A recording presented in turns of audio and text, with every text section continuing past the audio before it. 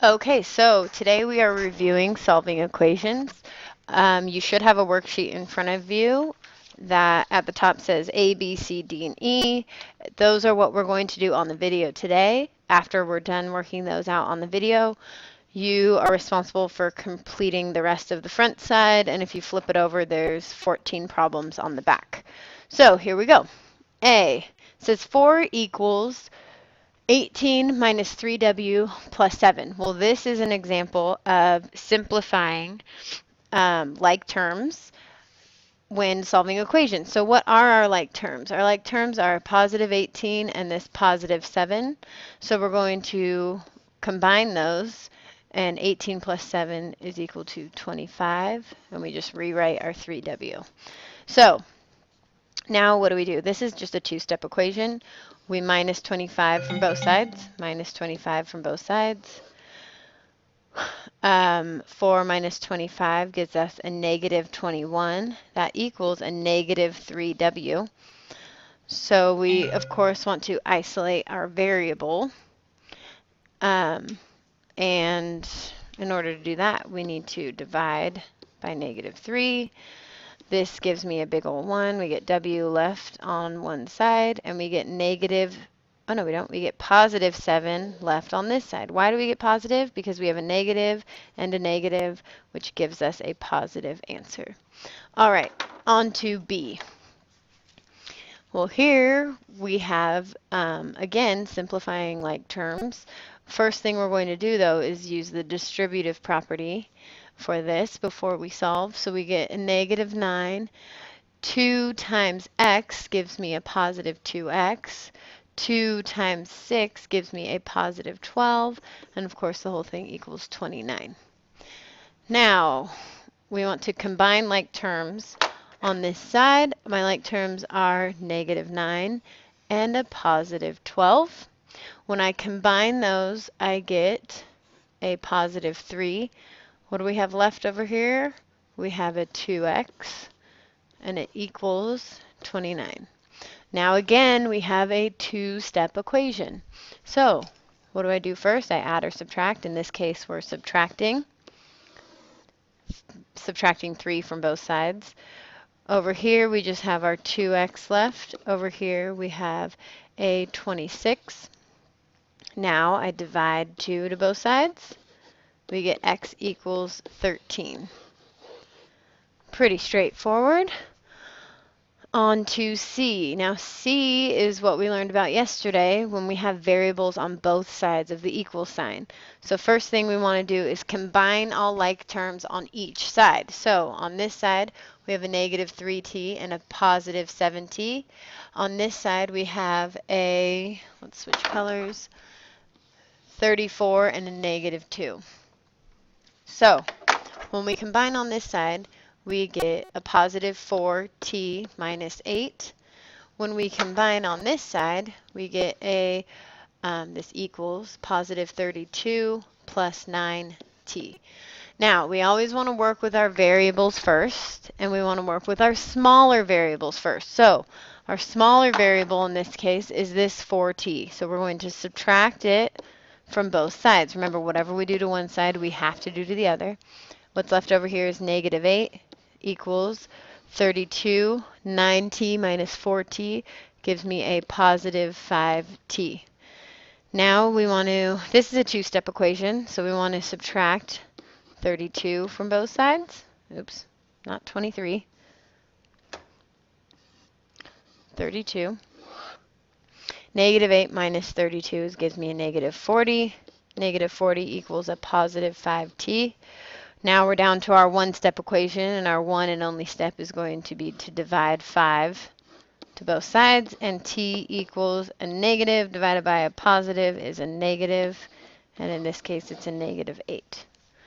All right, so we got one more like the ones we did yesterday, and that's D over here, where we use distributive property, and we have variables on both sides. So this positive 4 gets distributed to the x and to the negative 9. So we get 4x minus 36. That equals, this stays the same, 8x plus 4.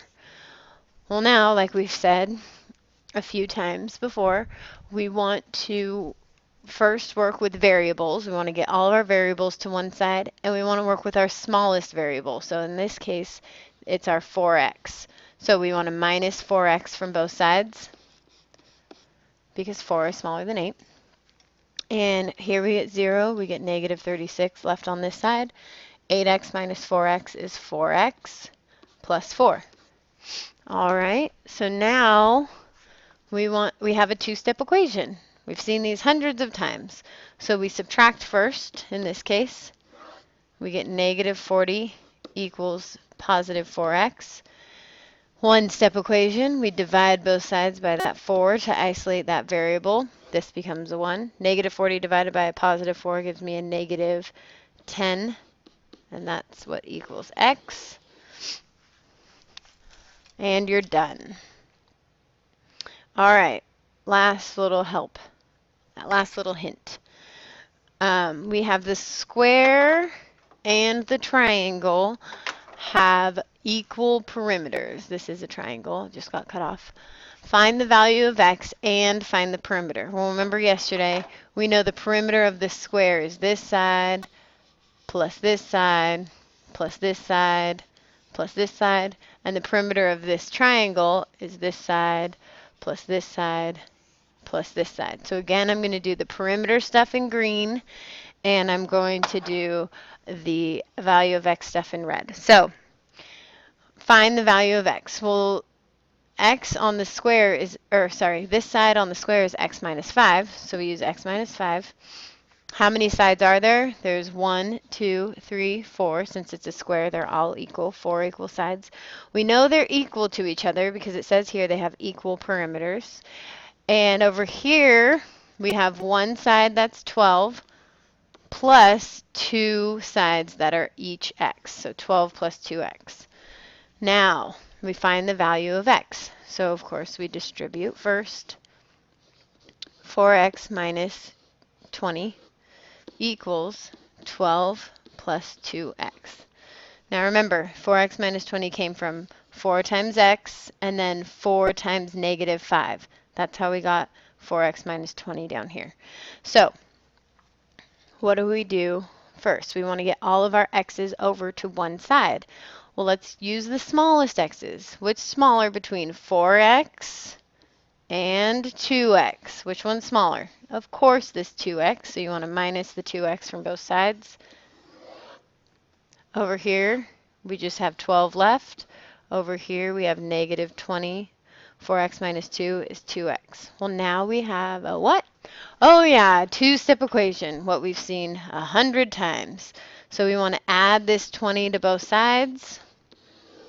We get 2x, this cancels, equals 12 plus 20 is 32.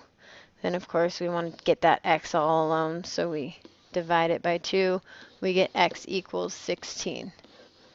Now, I know you're all anxious to be done with this problem, but remember, we only have a, that x equals 16. What we now need is b, find the perimeter. Well, we know the perimeters are equal, and we know how to find one perimeter is by using this equation here. But we also know that x equals 16, so let's plug in 16 for x and solve. This will give us the perimeter of both the square and the triangle. So 16 minus 5 is 9, so we get 4 times, oh no it isn't, it's 11. 4 times 11 is 44, so we know the perimeter is 44 units. And now you are done with both A and B. Okay, so one more thing I want to say is to use caution on some of these problems. So if you look down, there is a letter U problem down towards the bottom. I want you to use caution when working with that negative 4. Everyone look down and make sure you know that that's negative 4. Now if you flip your paper over, we're now on to the back side.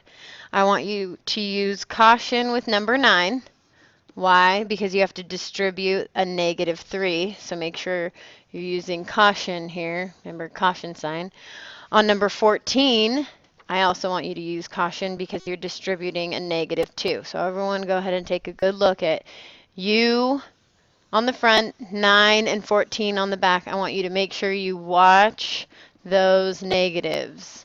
Watch those negatives. So however you can remember how to do that, if you want to put a little exclamation point there, you want to put an arrow there, anything like that, make sure you watch your negatives. All right, so finish the rest of your worksheet. Whatever you don't finish in class is homework.